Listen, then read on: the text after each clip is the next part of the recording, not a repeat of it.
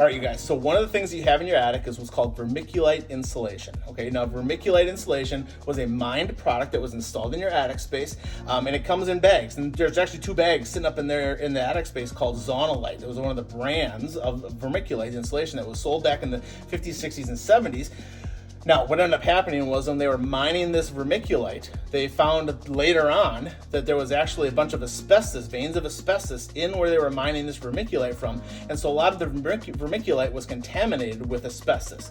They estimate that generally 30 to 40% of the vermiculite that was mined here in the United States contained asbestos. So 30 to 40% of what was put in attic spaces contained asbestos. So the state of Wisconsin basically went and said, hey, we're going to assume every part of vermiculite in the state of Wisconsin contains asbestos, so we're not going to bother testing it anymore. All right.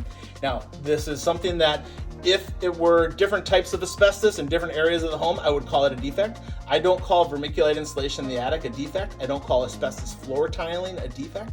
And mainly because the only way it's a hazard is if you make it into a dust and you breathe it in. And this is long-term exposure, not short-term exposure. Right? If you breathe it in over a long term, then it's going to end up resulting in lung cancer, and that lung cancer basically would metastasize because those fibers are getting in and being stuck in your lungs. All right, but vermiculite insulation likely contains asbestos, okay? But unless you're disturbing it, nothing to be concerned about. Now, when you guys are going to add your insulation, what I would recommend is just wearing a respirator, wearing a pair of goggles, and then ventilating the space in the home as best as possible, putting some plastic off here so that dust doesn't move in. Now, adding the insulation up here, you could potentially just put insulation right over the top of it. It's not a problem, okay? Otherwise, what some people do is they put plastic sheet down, okay, and that basically encapsulates that vermiculite so the dust can never get out of there again, and then they put insulation right over the top. Both are reasonable options, okay?